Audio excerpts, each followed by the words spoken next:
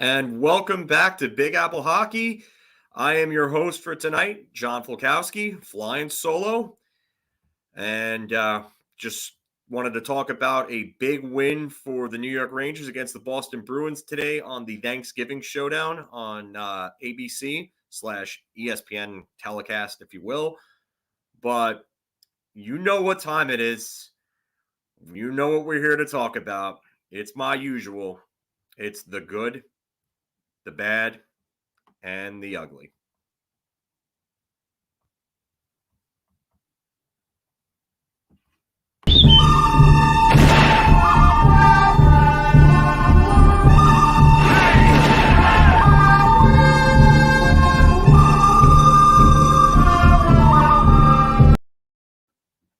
I think the beard makes me look a little Westernish. I do like the way that I look in the intros because I kind of look like it with the Westerners with the scruff, kind of fits, doesn't it? I think so. I would love to see what everybody thinks of that. But what's going on, everybody? I am your host. You know, the usual. It's me. I forgot to put up my nameplate before, just in case anybody doesn't know. My Twitter's on there as well, at 92 in 82. It's an homage to Wayne Gretzky's single season goal record. So, like I said, if you want to see the ravings of a stark raving lunatic like the Rangers, yeah, the Filk and the Gauthier time is actually a really good one, Richard, because Gauthier was is definitely someone I'm going to be talking about in this game, in this segment. So, yeah, but big win for the boys. Big win. One of their better games of all year against a tough Boston team. And don't be fooled by their record. And yes, like my friend Dave says over here, like, share, and subscribe, please, so we can do even more content, give you guys more. We want to continue to do so. We want you all to spread the word if you can. That's how this channel is going to grow, and we're going to give you even better content if we can grow this thing out. So definitely like, share, and subscribe. Again, like I said, I will try to continue to do these after every game, provided that I am home and able to do them. I will try to do these after every game. Unfortunately, for Wednesday night's game, I was with family. I couldn't do it afterwards. But a lot of funny stuff to talk about, as well as Brody is referencing here. Yeah, Ratatouille needed a glove to the face there. I would have loved it if he actually got the face washing with that glove. But yeah. So I will say, yes, this was a very good game. One of the best games of the season. And to get right into it, I am going to start off with my biggest point. And that is, this was the best game of Julien Gauthier's career. He was incredible. I thought he was an absolute force. He had 2 assists, showed up on the score sheet. He made a couple of other plays that if they would have ended up in the back of the net, he probably would have gotten points on. I just thought from start to finish, he was great. I thought that even on the second goal, he just powered and sped right past Jakub Zboril and then got the puck to Alexis Lafreniere for a great goal. Lafreniere, right place, right time on that 2-on-1, buried it, no mistake. Kevin Swayman, nothing he can do about that. Or Jeremy Swayman, rather. Nothing he can do about that. I don't know why I said Kevin. But yeah, I thought that he was incredible. I thought he was an absolute handful along the boards. He was throwing his weight around. He wanted to make his presence felt, and he did. And I thought that if he continues to play like this, they're going to have a hard time not keeping him around. I would imagine that his next contract probably won't cost much unless this play continues at this rate throughout the rest of the season. And if he continues to bring it every night like this, maybe him turning a corner is what helps this Rangers season get off the ground.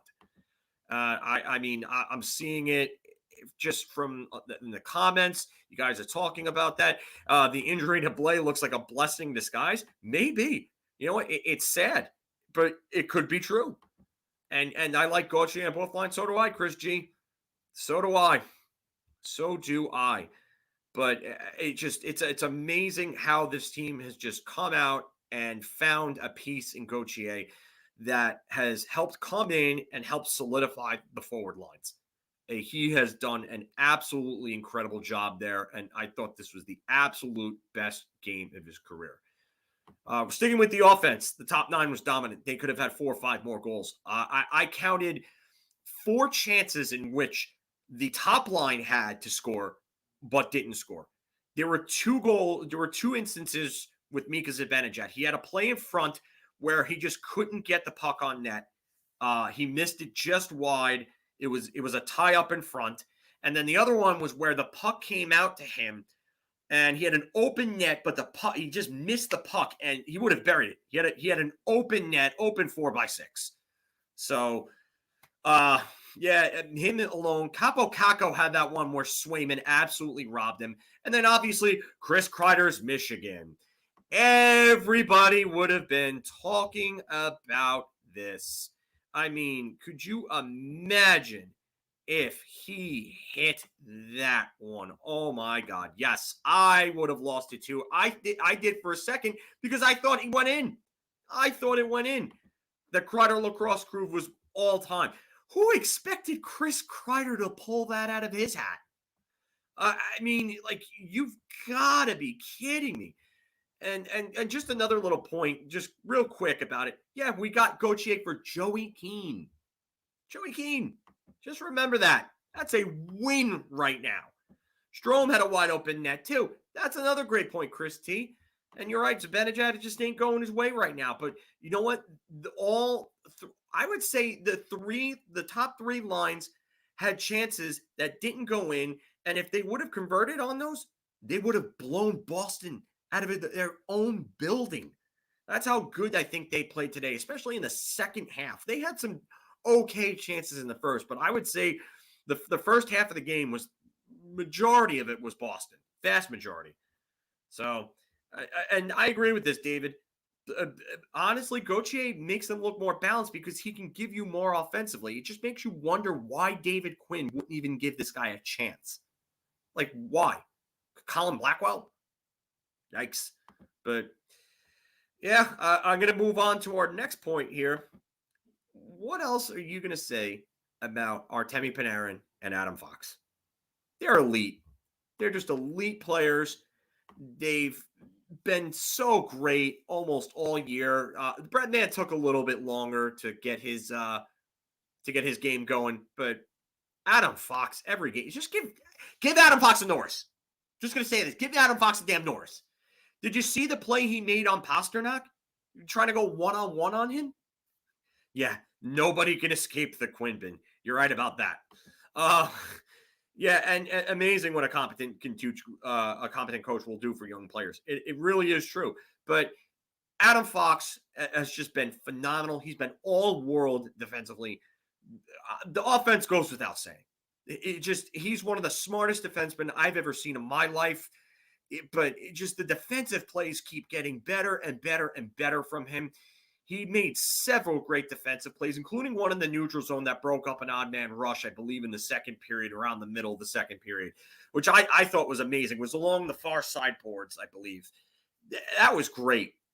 Might have been the third. I could be getting my periods mixed up there, but I mean, I just know it was along the far side boards and it prevented an odd man rush. So, but it's just amazing from Adam Fox. Artemi Panarin had Boston on their heels. He looks like his old self again. And he just, this right here. Fox deserves back-to-back Norris trophies. Come on, boys. Let's get the train going. And girls, if you're out there too watching, let's get the train going again. Igor for Vezina as well. Let's go. We'll talk about that in a little bit. And Breadman, he's back. He's back. He's absolutely back. He's playing well. Everybody, all Panarin needed was a haircut. Maybe. I don't know what it is, but Panarin's back. Him and Strome are on point. Kakko looked great with them. Dryden Hunt looked great with them. Talk about more of that in a little bit as well. But it just, oh man, the play last night, or the play the other night against the Islanders that Chris Farley is talking about here, is just so true. He broke up that 2-on-1. I've heard Goring and others trying to say that it was a bad pass. That's just Adam Fox being elite. Stop it. Stop it and give that man the credit he deserves. Oh, Jack, what a great game. You're right. Couldn't have said that any better, my friend. But go on to our next point. And his partner, Ryan Lindgren, had the best game of his career. I don't care what anybody says about him getting that game-winning goal with the second. Nice to see you as well, Jack.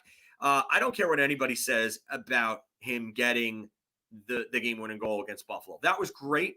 But Ryan Lindgren was an absolute force out there today. And Brad Marchand's comments about him like a year and a half, almost 2 years ago now. Oh, I don't think he's going to have a long career. Brad, can we get an update on that? Can we get an update on that, Ratatouille? Because I think Ryan Lindgren's still around and he's getting better. Does anybody see it like I do? I think we're all on the same page here, right? Brad Marchand needs to shut his mouth because he doesn't know what the hell he's talking about. Because Ryan Lindgren has been a force. He's been a force defensively. And in today's game, hit the bricks, Marchand. Let's hear more Marchand slander on the timeline. Let's go. Marchand slander hours, everybody. Come on, pick it up. Let's go. Brody, we will get to Revo in a bit. But yes, he had a great game as well. But Lindgren was just all over the place today. He was dominant. That line did not score. The Bruins didn't score a goal when Fox and Lindgren were on. Both goals were against Trouba and Miller. And we'll talk about that in a little bit as well. But Ryan Lindgren, just everything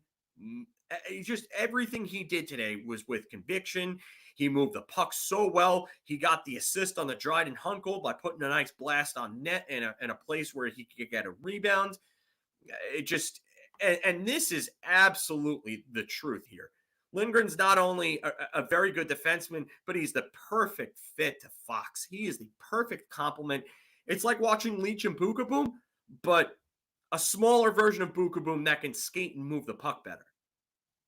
Think about that. So yeah, I mean, it's been amazing to watch Ryan Lindgren. I want to move on to him though. Chytil and Alexis Lafreniere were great once again. I thought that Lafreniere played one of his, I would say, 3 best games of the season. He got a goal, arguably probably Lafreniere's best, if not the Montreal game where he scored in. I thought that he was amazing. He was physical. He was engaged. He was assertive. He threw his body around. He was fighting to win lose puck battles and 50-50 battles. I thought that he made a few really good high-skill plays to keep possession down low against Boston that led to better chances, which was a big thing. And yeah, all it took was for Laffy to get his first NHL fight against JG Pageau. You know what? I think that if that's what it took to turn the corner for Alexis Lafreniere, then by God, let it be. Let it be. Like the Beatles, like Paul McCartney said, speaking words of wisdom, let it be. And Jack, you're right. Just active and making plays and involved. Jack, you're on the money today, man. Keep the comments coming because I'm loving what you're saying, man. And then our fearless leader chiming in. Kreider attempting the Michigan so much shows how much confidence he's playing with. You couldn't be more correct. The president of the Chris Kreider fan club calling it how he sees it. And I know, pat yourself on the back, buddy, because I know you want to do it. I know you're laughing at me right now, but go ahead and do it.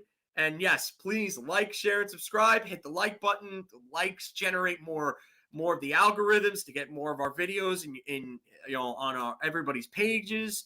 Get everybody involved, guys. Tell everybody. Captain Kreider from Rich. I mean, you guys are all over the place. Hey Ryan, what's going on, man? I think you're new to the show, so welcome. But Chris Kreider is definitely one of the points I'm going to make in a little bit here. But the second half of the game was dominated by the Rangers. They were all over the place in that second half of the game. And I'll narrow it down to a point here. Right after the second goal, and I'm going to talk about this in a little bit as well, so I'm not going to go too in depth here. But right after the second goal, and shut up. And I say that in the nicest way possible, Mike, because I know Mark will never let me live that down if that's the case. So let's stop there.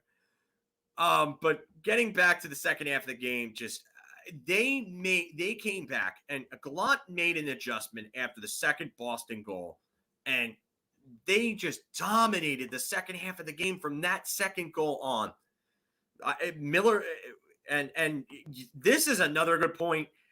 Dryden Hunt has been so good wherever he's played, and I know, again, like in the last video, let me have the hate. Dryden Hunt's been good. I can't say a bad thing about his game right now. I really can't. We got a Florida game going on. Last I checked, Florida was up 1-0 over the Capitals, so that would help us. Carolina stormed back, unfortunately, against Philadelphia after being down 1-0. But so I guess Carolina's going to win that game. They're going to maintain the lead. Rangers could take second, though, if Florida wins. And, Rich, you're right. 4 solid lines wearing out the opposing teams. Hunt has such a north-south game. Jack, you couldn't be more right. Like I said, keep the good comments coming because you're right on the money. Dryden Hunt is doing a Riley Smith impression. You spelled Riley wrong, bud. Reilly. But, yeah.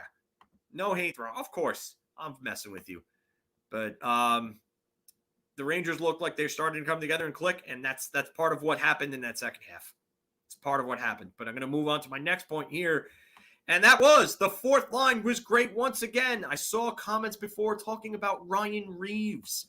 Ryan Reaves has been a difference maker on this team. All of the haters that hated that move. Oh, why did we send a third-round pick for Ryan Reaves? He can't play. Big Daddy Revo, baby! Yes, I am throwing 2 wrestling references there. Big Daddy Cool is now Big Daddy Revo. I'm going to get a Diesel picture. Mark, you're going to take a picture of Kevin Nash's Diesel, and you're going to put Ryan Reaves' face on there, and we're calling him Big Daddy Revo from now on because that's what he is. He is Big Daddy Cool, but Big Daddy Revo. Yeah, and he has been a low-key, real glue guy for this team. You see the videos of him with coming out in the entranceway, pumping everybody up before the games. You see him on the bench. You see him between shifts. Ryan Reaves has changed the culture of this team. I'll continue to say it in every damn video because he has. He's done it. The Grim Reaver is here, and we are loving him. All the people who are hating him. Where's the hate now? Come on. Let us have it. Where's the hate now?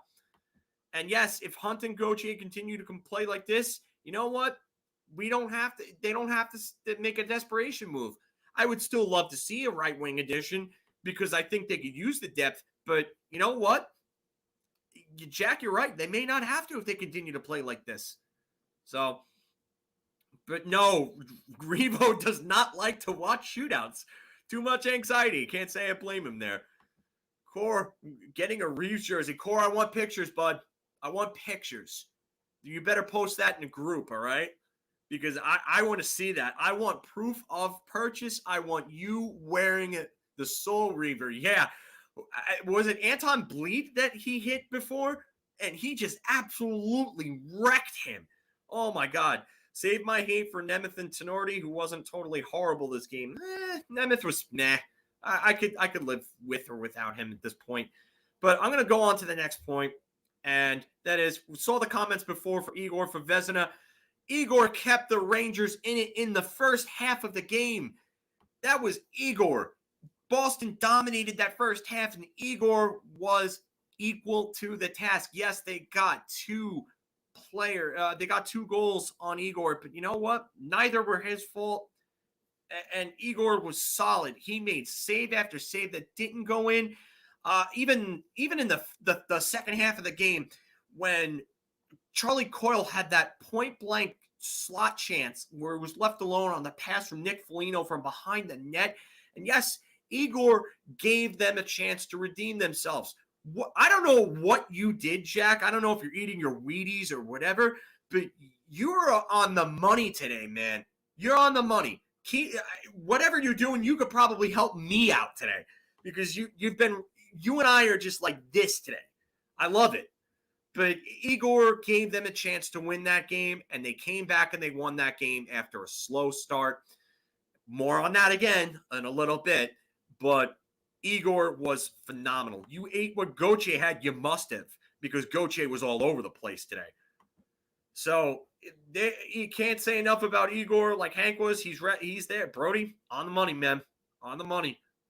And Tenorti, yeah, I agree with this, Chris T. Tenorti should never play in the NHL again because he was awful against a team like Buffalo. Gauthier absolutely had his Wheaties. And if Foxy had to go with McAvoy, I'd be okay with that as long as Foxy doesn't get hurt. But you know what? Gotta say something about. I'll say something about this before we move on to the next point. This team responds far better and differently than they did last year under Quinn. And part of that is the makeup of the team, but part of that is the fact that Gallant has found a way to galvanize this team. So, yeah, we're going to talk about that in a bit, but I mean, Kreider was just, oh my God, I thought he had that. Oh, and yes, this is a Long Live the King. It's from Glass Bangers.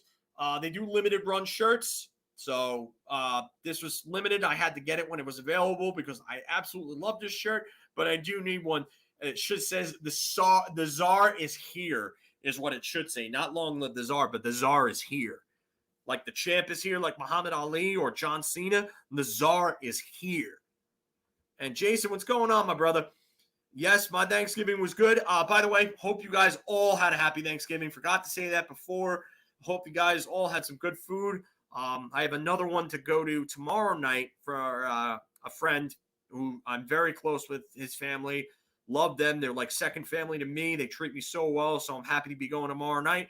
But means my ass has got to hit the gym harder, even more so than I did today when we did leg day. So no doubt, totally different team. Quinn neutered the roster. Couldn't agree more with that.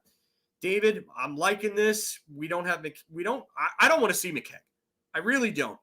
I don't know if we don't have a need for a Phil Kessel, but I don't want to mess up the team's chemistry right now. So they're not going to go after Phil Kessel anytime soon. And yes, like our fearless leader says, we will have a merch store at some point. So just get ready for that. We're going to have Big Apple Hockey merch, hoodies, t-shirts, so on. We will have it. We will definitely keep you all in the loop about that. We would love to have you guys buy some of our merch, help the show out, help grow and expand the show. Like I said, we want to give you more quality content and do more things and have even more giveaways and meetups and everything like that. So definitely would appreciate that. Quinn teams would have thrown their hands up and given up after that bad first period. Yeah. Definitely. And good afternoon, Rick. Hope you had a happy Thanksgiving, happy and healthy one, safe one as well. Going to move on to my next point, though, which is Gallant. What we were talking about, how Quinn's teams probably would have given up.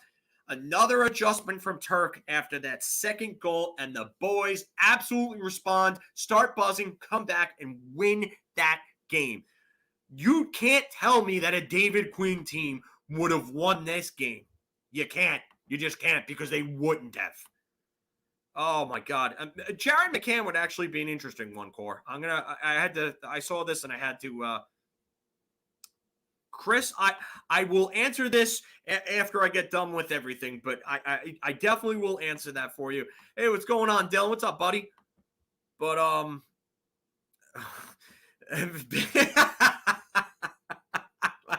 Mark spelling Big Apple Hockey wrong. And his headshot. Oh, God, we should do some funny ones like that. But to get back to this, the boys responded to that adjustment after the second goal. And Turk is pushing all the right buttons. By the way, if you guys don't know, Turk is Gerard Gallant, by the way. I would have to agree like this. Gallant's got to be a Jack Adams front runner right now. There is no way he's not. There is no way in hell that he's not. Maybe Mike Sullivan, but yeah.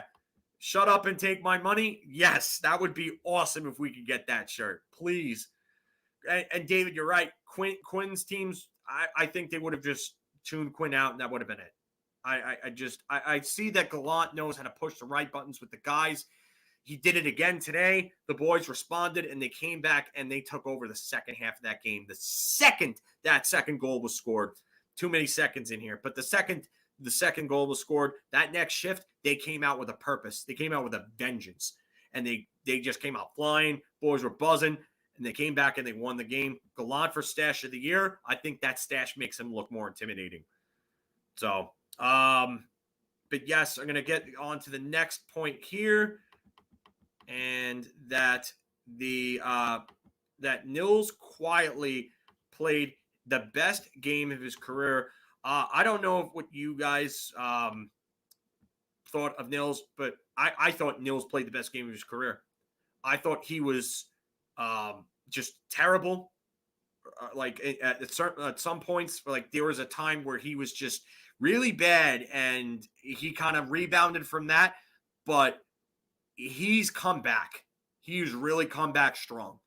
And I think that this game was his very best game at both ends of the ice. I thought he moved the puck very well offensively, but I thought he was really strong against really strong on the boards against the Bruins. He made a few really good defensive plays, and he carried Nemeth. But, I mean, he was really good in this game. I just thought there was a couple of games where he was really bad in the middle of the season so far, like I would say around maybe like the 10-game mark, and then he sat. But you know what? He's come back strong. He's come back really strong, and I thought that today was just the pinnacle of his career so far. He looked really good. Once the points start coming, I think Nils Lundkvist is absolutely going to take off, and he's going to be an incredible defenseman. And this next one, Kreider was solid again, and he almost pulled off the Michigan goal. Almost pulled off the Michigan goal. Jack, yeah, you're right. Nils looking more comfortable, letting the game come to him. Couldn't agree more. But back to Kreider. I mean, he almost pulls off the Michigan. Who the hell would have guessed that Chris Kreider would have been the guy that pulled this off for the Rangers? Because I don't think I've ever seen any other Ranger try to attempt this move. But I just, oh my God, yeah. Core, I thought that it went in too because they were celebrating like it did. And then the broadcast was like making it out to be like it almost went in. So, I mean, I thought that was crazy. I thought Kreider was good away from the puck. I really think that he played a real good all-around game. He could have had a goal. I think that he was really, really good. And if he continues to play this way and continues to give this, I would say that Kreider first team all hands. I love it, but I think that if this is what he's going to give you going forward, he's really trying to make his case to be the captain. And I agree, Chris G. I'm having a hard time believing a lot of the things I'm seeing right now. Dryden Hunt. Who thought I'd be on the Dryden Hunt train? Anybody? Nope, because I sure as hell didn't. But and Big Daddy Revo? Who thought Big Daddy Revo would have came in and cemented? I thought he'd be a fan favorite, but I didn't think he would be this good. Oh, yeah, the Peter Forsberg, Jussi Jokinen. Just, oh my God, I would love to see somebody on the Rangers just do that. I think Eric Christensen was the last one to do that, and I think he did it in the shootout for the Rangers. No, I'm sorry. Wojtek Wolski did it against the Capitals in a shootout in the 2010-2011 season after they acquired him from Arizona for Michael Roosevelt. That was the last one who did it.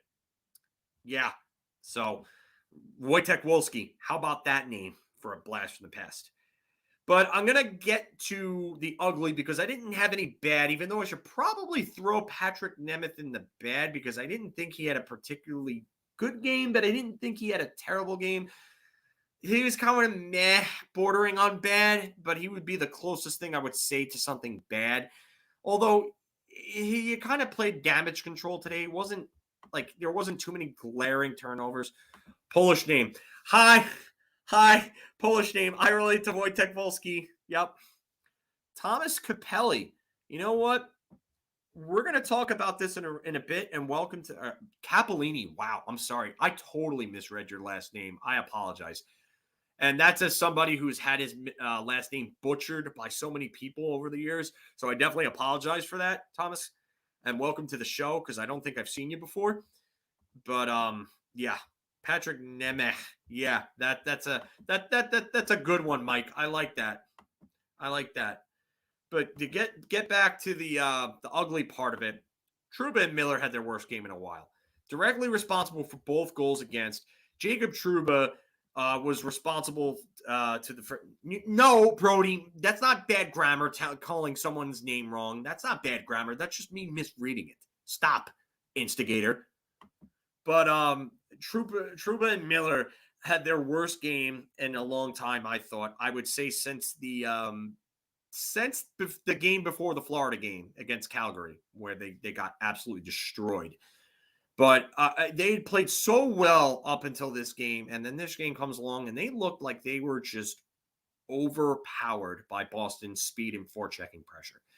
Boston played well in the first half, and they let up both of those goals in the first half of the game. They played a little better in the second half, but they still weren't great. They still had trouble moving the puck. There was a couple of turnovers in the second half of the game as well.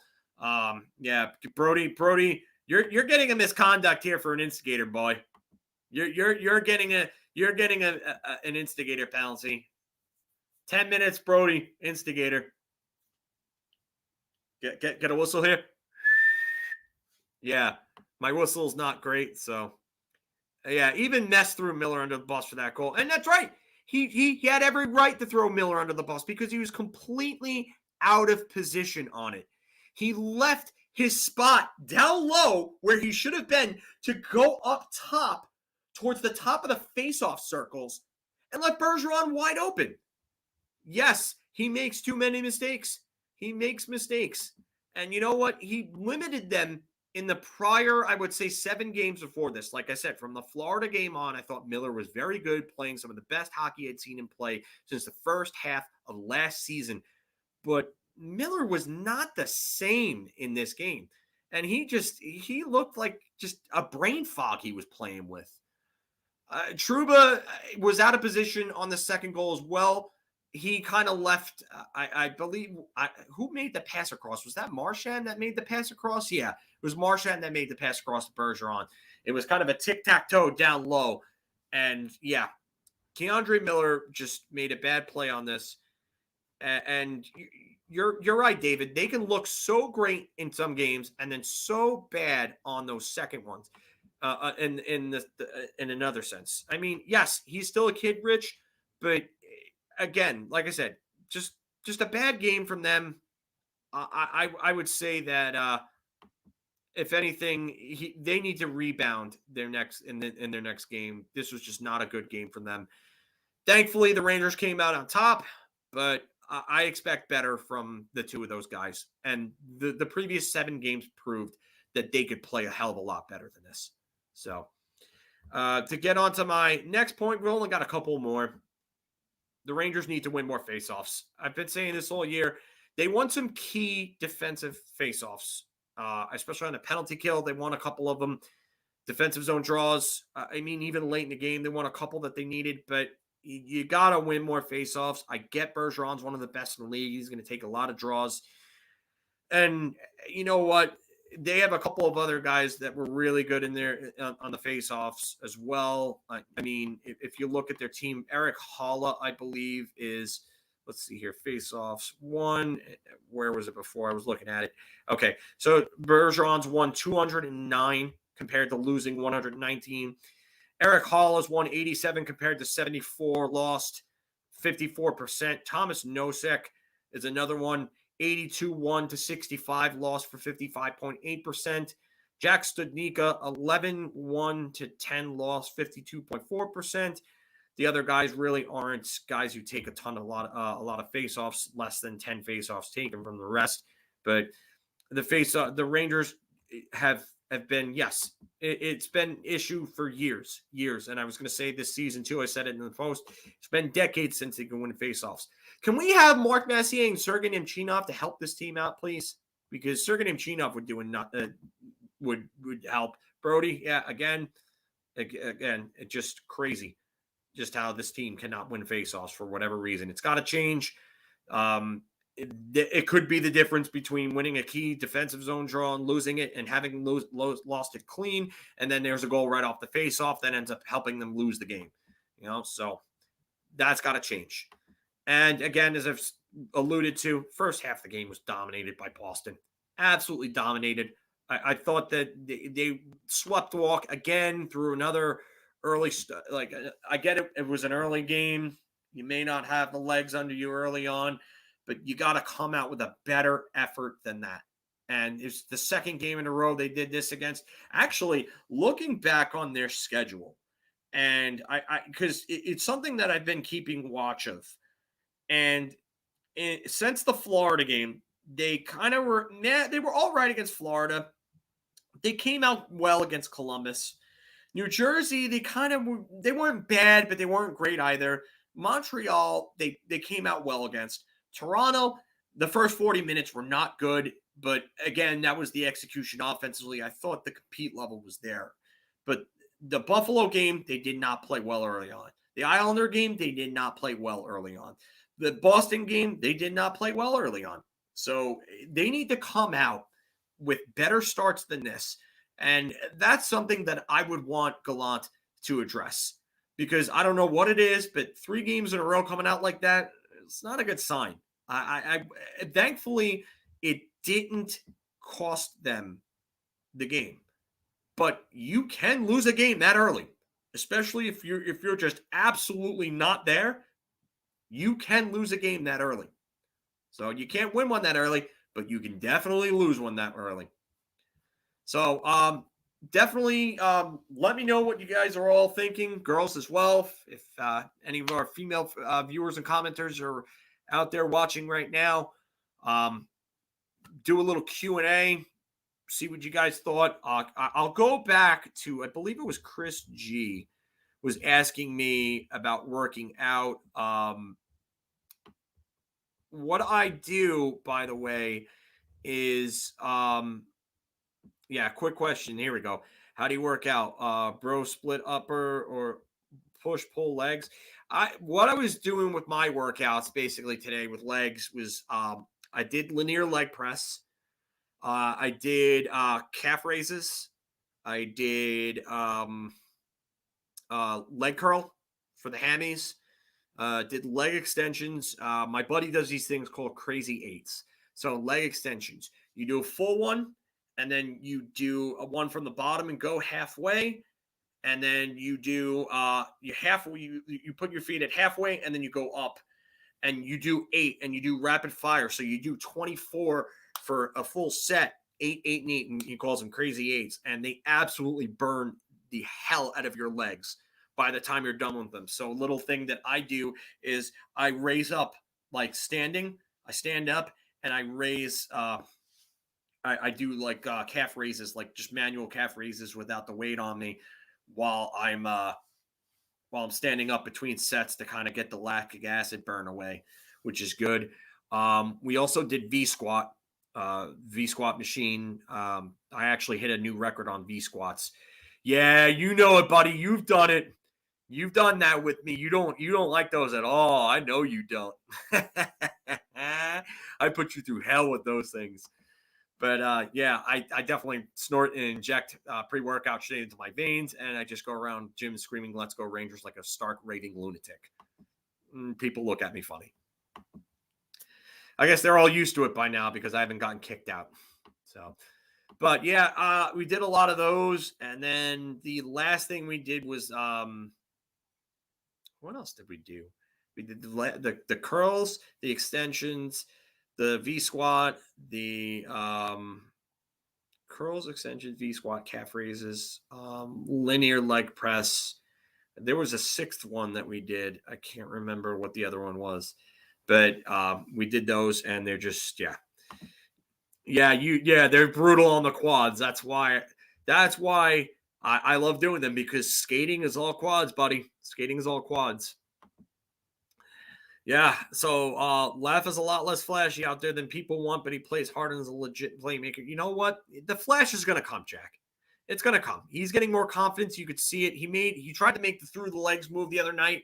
I thought that was awesome. I think that the flashes are going to come, and it's going to get better. I think he still needs to work on his speed a bit, and I think he still needs to work on his strength. But those things, they come with time. Look at Nathan MacKinnon. Nathan MacKinnon spent 3 years trying to add muscle and balance his speed, and then in 2018, it finally all clicked, and he started playing at an MVP level since then.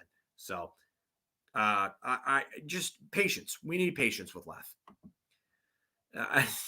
David, I don't use the remote that really works the core. Yeah, I mean, if you look at the old videos, you could definitely see the definition in my face because I was definitely a lot heavier earlier on when we started doing these videos back in like January, February, March. And yes, Marek Malik Day, everybody. Marek Malik Day, 16 years ago today. Marek Malik went through the legs on Olaf Kolzing and won a 15-round shootout. And can anyone remember who tied that shootout for the Rangers? I'll give you a hint. He scored the very first goal of the 05-06 season, or if you want to call it the salary cap era, for the New York Rangers. And yeah, and Joe, yeah, I read that Brian Cage pre-workout regimen. Oh my God, if I looked like Brian Cage, forget about it. I'd probably be bouncing, doing security somewhere. JD and Mike Crispino on the TV call. Yes, Crispino. Oh, Malik! Can still hear his voice in my head. Yep, Mike Crispino, just legendary. Just can't even. I'm 50 and the hardest workout. Now when my life tells me, you can do it. You can get back to the gym if you want to. I know people who are older than doing it. And this is correct. Jason Strudwick tied it up after Brian Muir put the Capitals ahead. And yeah, when I saw Jason Strudwick come up after Brian Muir, because I couldn't believe Brian Muir scored the goal to put them ahead. Career minor leaguer. Put the Capitals ahead in the shootout on Henrik Lundqvist. And then Jason Strudwick, I'm like, oh, shit, we're going to lose this one. Nope. Jason Strudwick scores, and the fist pump and everything, and Strudwick's going nuts, psyching up the bench. And then just a few shooters later, Marek Malik ices it. Oh, God. You know what? I don't know about this. I don't know what's going on around the world. I haven't been paying a whole lot of attention to that, and I really don't want to get into politics. It's not what this channel is for. But you know what? It could happen. I've been hearing rumblings. You never know. They might pull out of the Olympics. I don't know. But nothing amazing as of or nothing new as of yet, I should say. So, but yeah, an amazing gimmicky goal to beat Kolzig. He was absolutely solid in that shootout. Yes, he was. Yes, he was. Ole was really good. Hank was really good. Hank stopped Ovechkin in it. Ole stopped a lot of our great shooters in it. So it was going to take that type of goal, and it did. And what a shootout it was. That was full-on anxiety as a Ranger fan.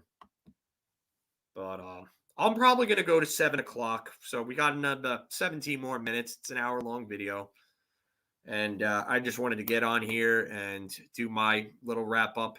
I know Mark will cut it up, and he'll have the video on YouTube and everything. So, but definitely wanted to do that. But the NHL has a January deadline to pull out players, any pending sort of any COVID outbreak. You know what? It could be possible. You never know. I know that the I heard about this, Mike. I know that South Africa, I believe, closed borders, so and stopped Ovi without throwing his stick. Yes, he did. He did. Hank did not throw a stick on that save. But I believe it was a glove one. I believe he gloved Ovi on that one. But yeah, it just that was full-on anxiety. Great memories as a Ranger fan. That 05-06 season was a lot of fun. A lot of fun coming back. I went to the very first shootout that the Rangers were involved in against the Islanders. They lost to the Islanders in a shootout, and Jaromir Jagr broke his stick in a shootout. And I felt like I saw Jaromir Jagr maybe a handful of times in the shootout after that. So, but that was a very fun season. The Jagr and Friends line with Straka and Nylander was a lot of fun. Steve Ruchin, Marcel Hossa, and Marty Ruchinski as a second line. And Marty Ruchinski was a near point per game player. So, yeah. That was a fun line. Fedor Tutin, Darius Kasparaitis, Marek Malik, and Michael Roosevelt, Tom Poti on defense. Eesh. Sandis Ozelinch, Kevin Weeks starting, and then Henrik Lundqvist taking his spot. And Jack, does it look like you or is Gaudreau not only more effective in the second line or fourth line, but it's having more fun, seeing more spot? Yeah, you know what? I said this before, but Gaudreau looked more comfortable on that fourth line. He looks like he's able to keep up more, and that line's playing well still, despite the fact that Hunt got flipped for Gaudreau. So I definitely think that he's a good fit there. And we should all be grateful that we were fourth overall on Thanksgiving weekend. I totally agree. I'm going to pull up the scores here on my phone for the Florida and Washington game. While the Capitals actually took the lead in that game. The second period is about to end, and Capitals are up 3-2. So if that stands, then the Rangers will still be third in the Metro. But you know what? They're playing well. Got the same amount of points as Toronto in one less game. Got more points than Tampa Bay. Pittsburgh's creeping up. So you got to hope that the Islanders can beat Pittsburgh, even though I don't think that's going to happen. But yeah, so good to be thankful for that, Mike. You're definitely right about that. The fourth line is underrated. You know, I agree. Fourth line's playing very well. I mean, I've been talking about them for a while. It seems like every good, bad, and ugly post, I mention the fourth line in the good section because it's just every game they just come out consistently. They do everything that you can ask of a fourth line. And if they give you the offense that they've been giving so far, it's a bonus. It's a nice bonus. So, Jack, it bites that we are paying a fourth liner as much as we are in Gaudreau. You know what? I agree, but if Barclay Goodrow being on the fourth line is what it takes, and we have an overpaid fourth liner, and that's what it takes for this team to be better, then by God, keep him there. Keep him there. From my lips to the hockey god's ears, if this continues, I will gladly sit there and watch Barclay Goodrow get paid $3.6 million against the cap to be on the fourth line. I mean, yeah, and you know what? You're right about this because Chris Kreider, Mike, has been really good. Really good. And you know what, Core? This is a great point. Cal Clutterbuck, for the last, 5-6 years, has made that much to be on the Islanders' fourth line. And that fourth line's been considered one of the best in the league. So they wanted to play Gaudreau higher because of the amount of money, but no one, yeah, exactly. No one cares. The Islanders' fourth line's been great for them. If Barclay Gaudreau is going to make that fourth line better and he's going to play better on that fourth line, stick his ass and leave it on the fourth line. And Joe, Brett threw the glove because Marchand definitely said something. I wonder if it was about Putin or if it was about his mother because it said something. The comment from Joe Haggerty, I'm going to pull up the tweet. Hold on. The tweet from Joe Haggerty said something about it. Give me 1 second. Sorry, guys. Just pulling this up. All right. So, Brad Marchand on what led up to Panarin throwing a glove at him. We were just asking about what Thanksgiving dinner was, and he didn't like what I ate. Okay. Yeah, I definitely think that there was either a reference to Putin, and he probably said it like Putin, or there was something relating to something a little more raunchier. So, yes, Brad Marchand is one. Not going to say the words, but yes, he is one. Brody, yeah, this is a great point. I mean, if we're going to have Trouba paid $8 million to be a second pairing defenseman, the contract sucks. But I mean, I'll take Barclay Goodrow being the $3.6 million fourth liner. Yeah, and you know what? That's fair. That's fair, Jack. You know what? Nobody. I get it. Probably not the best move, but you know what? Could have been worse. And Rick, yeah, Casper the Ice Demon sounds a lot better than Casper the Friendly Ghost or Kreider the Friendly Ghost. Romanello, yeah, Reeves on the ice in the last 45 seconds looked like a security guard out there. I love how Boston looked like a scared dog with its tail between its legs at the end. What a change from last year. You couldn't be more on the money, Romanello. Really couldn't be more on the money with that. Yeah, you know, and it's really the point is that I'm gonna take down that banner. I forgot I had that up, but really the point is that this team is a completely different team from last year, and they minused a lot of skill for grit, but it looks like the ideas that they had are starting to finally come to fruition a bit. Oh yeah, of course. I totally agree with this, Jack. I'd rather see Panarin absolutely dipsy doodle his ass and break his damn ankles with a move. But you know what? Something was said. Something vulgar was said, and Panarin didn't appreciate that because you never see that from Panarin. So, and yeah, I'm with you on this one too, Brody. It's Rat Boy. So, again, I've agreed with this, Mike. That was part of why I said this. The first half of the game was dominated by Boston. 60-minute efforts are needed. It's going to cost them going forward, but you gotta make sure that you're playing a full 60. Couldn't agree with it, but yes, the compete level is a night and day difference from David Quinn. It is. Gallant's pushed all the right buttons, and David Quinn can never make the adjustments. Gallant makes the adjustments.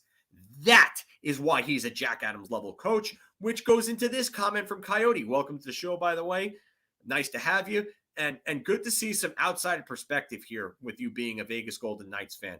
And I'm glad to hear that you guys miss him. Not because I want you guys to lose or not because I wish bad on Pete DeBoer or the Vegas Golden Knights. I actually like Vegas. I want to see them do well. I wanted to see them beat Washington in 2018. That would have just been the most amazing Cinderella story in recent sports. But I'm happy we have Gallant. I'm very happy we have Gallant. He was the guy I wanted for a very long time. Anybody who knows me, follows me on Twitter, knows that I was pushing for Girard for a year and change. And when Vegas let him go, I was immediately all over the Rangers to go get Gallant and fire Quinn right away. Knew it wasn't going to happen, unfortunately. But again, I'm so happy to have Gallant, and I'm happy to see that you guys, miss him just to the point of that, it means that he was well liked in Vegas by the fans. So awesome to have you on the show. Keep coming back. We do around the league stuff as well. So during our weekday shows, usually we do our bar talk segment, which is all about league topics around the league, including the Rangers and the Islanders as well. But we also do trade rumor roundups and everything like that. So, but you guys enjoy Jack Eichel. You guys got Eichel, so be happy about that. He will come back, and he's going to be good for you guys, especially with that top six you guys have. So, and this is part of it. After seeing the team be so passive with Quinn, there's fire in every player. I think part of that is Gallant. Part of that is Reeves. And you're right. Gallant makes the adjustments, Mike. DQ didn't make them. He shorted the bench and double-shifted players and who made more mistakes and then benched the other players, who made the mistakes. And Joe, this is another good point. Instead of seeing someone make a mistake and not playing, it seems like Gallant gets those guys to play harder. Yes, this is correct. All of this, because Gallant pushes the right buttons. And that's why Coyote and other Vegas fans miss him. And that's why we love him here. Turk is the man. You don't mess with Turk. I wouldn't mess with a man with a stash like that looks like he wants to rip your head off when he makes a bad call against his team. Yeah, please. I would never want to make a bad call against his team if I'm the refs. That dude is scary. The fact that Gallant was unemployed. Yes, this is so true. Oh my God, how did he last that long? He fell into the Rangers' laps, and I love it. I love it. I loved it from day one, and I'm loving it more now. And Gallant is so in tune with this team. I've never seen anything like it. Yes, you know what's funny? Mike Keenan was never in tune with this team. Colin Campbell was never really in tune with this team. Ron Lowe was not. John Tortorella ×1 the first time was not. John Muckler was not. You know, people hate Vegas because they think the NHL handed them a good team. No. You know who handed them a good team? The GMs did. The GMs did. And David, you were right about that. Reeves was a fan favorite in Vegas, too. He had a going away party from Vegas. Yes, Joe made an excellent point. Absolutely agree with him. Might be, yes, Marchand is. Nobody's going to deny that Marchand's talent. Nobody's going to deny Marchand's talent. Oh, my God, I'm watching that one. Coyote will all be watching that one with you, man. John Muckler was terrible and pretty much ruined Manny Malhotra's career. He could have been a better player. Tortorella never had this much talent. I disagree. The 2012 team was awesome. And so was the 2013 team. So, I mean, and look at some of the coaches after. Like AV, AV never made the adjustments like this. He was never this in tune with the team. AV was a guy who was hands off and let his captains do the work. So, I mean, I think Gallant just knows what to do. And all the, like Jágr, when Jágr said he was a player's coach, Jágr was right, and he's proving it right now. Vegas also had a good team off the jump because Gallant got the most of the guys. Yes. And you know what? I hate to say this because I don't like bringing up the tragedy that happened. And I hate to look at it as just a galvanizing point because it's an awful tragedy, but the shooting brought that team and community together. That happened right before the start of that season. It really did. Derek Englund's speech on opening night, like, I still get chills thinking about that. Still get chills. And you know what? It brought that team together, and you could just tell from the first game, he had a pulse on that team. And that team just absolutely came together. And they were fighting every damn game. And they were just, they didn't even have as much talent as they have now, or as they had last season, or even when Gallant was fired. They didn't have Max Pacioretty or Mark Stone then. Are you kidding? They got those guys later on. Remember, they went to the Stanley Cup Finals with William Karlsson, Riley Smith, and Jonathan Marchessault as their three best forwards. Amazing. And Jack, you're right. Gallant knows the whole... Oh, God. Remember that Geico commercial? You gotta know when to hold him. Know when to fold him. Know when to pack away. I just thought of that commercial because that song is the Kenny Rogers song. Yeah. Yeah. It's basically what it is. But the misfit line, yes, because they were misfits. William Karlsson was an afterthought somewhere. Jonathan Marchessault had how many teams give up on him? Riley Smith was traded twice or given away twice now?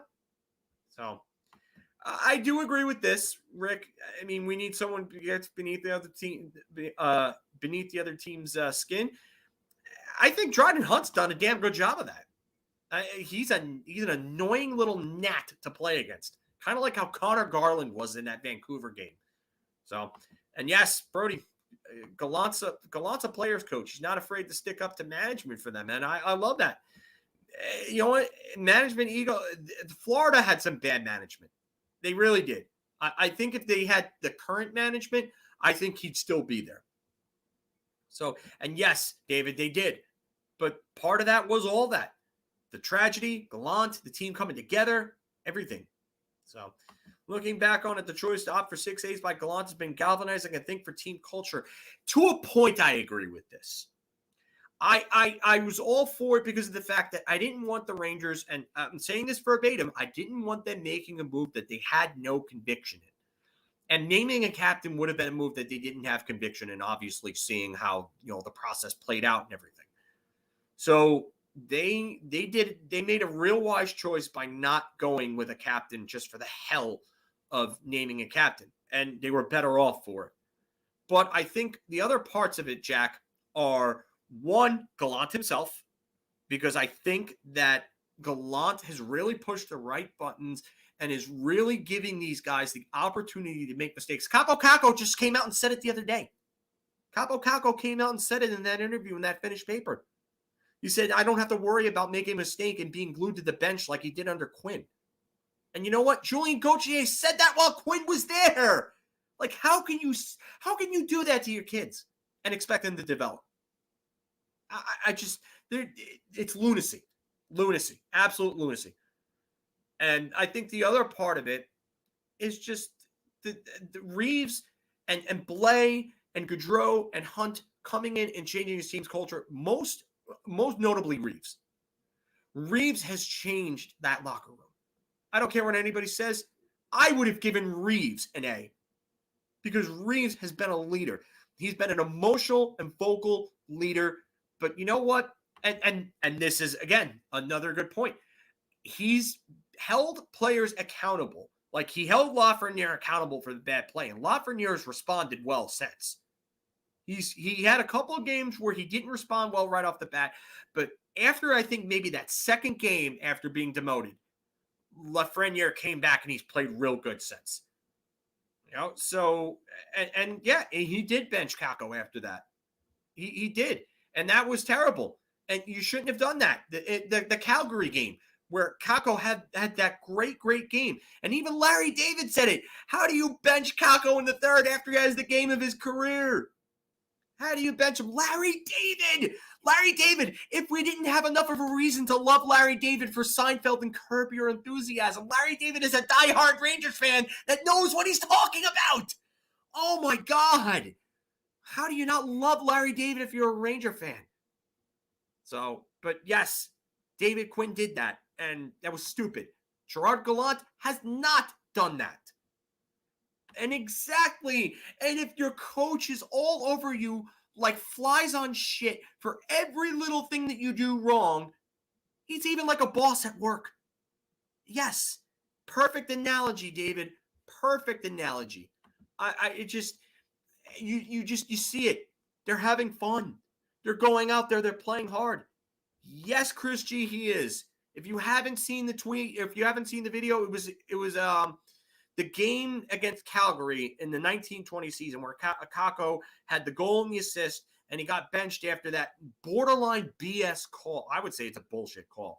But he got benched late in the game, and when he was playing the best game of his career because of a bad call, and Larry David was on the Michael Kay show the next day and was like, how do you bench Kakko after that?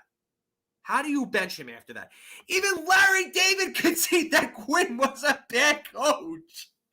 I don't know. Like, and I'm not trying to downplay Larry David in his fandom because he's been a Ranger fan for a while, apparently. But I mean, if he's coming out on the Michael Kay show and saying this, like, how is anybody defending David Quinn at that point? It's just stupid. Absolute insanity. So, but I am going to wrap this up. I got to get to cooking dinner and probably going to go play some hockey a little later, I think. But, yeah, I love doing this. Yeah, a toddler could told you Quinn was trash. But Core, you would be surprised about how many people still defend David Quinn. Despite Ryan Spooner, Julien Gauthier, Kaapo Kakko, Filip Chytil, Vitaly Kravtsov, Lias Andersson, and others that have just blasted him for his bad coaching and his micromanagement. But again, the cult of Quinn still somehow lives. There are still some. So yes, you're not going to get that apology from them. I'll tell you that right now, Court. You won't. But yeah. So trust in Gallant. Mike is right. But I had fun doing this. I will try to do more of these. If, like I said, if I am home after a game, I will be doing these. I will try to keep you guys updated as to whether or not I am home. I will put something. Look in the Facebook group, by the way, because I usually post it in the Facebook group that I'm going to do them when I am home. So if you guys keep monitoring the Facebook group, you can see it in there. You can add me on Facebook if you'd like. I accept everybody's Facebook friend requests. I mean, you could add me on Twitter too. Again, my hashtag is right there. Yeah, right there, 92 in 82. That's my hashtag, my Twitter handle. I rave like a lunatic about this team on Twitter. So you will at the very least get entertainment out of me. So, and again, yes, do not forget this Sunday, we are doing the meetup at Time Out in Hicksville. So our first meet, and if you could see it, I will post it. Again, the address to Time Out Bar in Hicksville is 616 South Oyster Bay Road in Hicksville. And I'm going to put that in the chat right now. So this way you guys all have it. 616 South Oyster Bay Road in Hicksville. If you are a Long Island viewer, or even if you're in the city and you want to make your way out to the island, that's where we will be doing. The game is at 6 o'clock on Sunday, I believe. I will just double check that right now just to make sure. App is loading up, but the Rangers, yes, it's a 6 p.m. game against the Islanders. I think the Islanders might have Noah Dobson back as far as I've heard. I don't know if anybody else is going to be back for that game for them or not. But Time Out Sports Bar in Hicksville. So, yes, we will be doing a live show there before the game, and we will be doing a 50-50, and I will even do a good, bad, and the ugly afterwards. So 616 South Oyster Bay Road, Hicksville, 6 p.m. Rangers, Islanders. Be there if you can. Yes, we would love that, Brody. We would love to have you come up and meet up with us one day. All of you, we would love to meet up with you all. We will be doing more of these. Definitely be on the lookout. But we love doing these, and Sunday is going to be a good time. Love to meet you guys, put some faces to the names. Definitely join us on Sunday. We would love to have you all. Again, like I said, I will continue to try to do more of these. If I'm home after every game, I will do it. Provided that they're not late too. Late games are going to be hard to do them for. So I will make sure that I try to get these done as much as I can. So definitely keep on. Yeah, thank you, Dave. I appreciate that. But yeah, my birthday will be on Tuesday, so we will maybe we'll have a couple of drinks for that. But more about the show than anything. It's not really about me. But yeah, would love to see you all. Please come out. It would be great to see that. So great to see you all and have a good time. David, no worries. If you're not in the area, I get it. It's fine. I love the fact that all of you guys comment from all over the place. So that would be awesome. Hopefully I could get Steven. I think he might be going to the game though. So, but yeah. So thank you all for joining me here again. I will continue to do these. And like I said, keep commenting, keep watching, like, share, and subscribe if you can, please. Helps grow the channel so we can do more things like the meetups and other giveaways and stuff. So definitely would help us out. So thank you very much. Everybody have a good weekend. Hope to see you all Sunday. And let's go Rangers. Good night, everybody.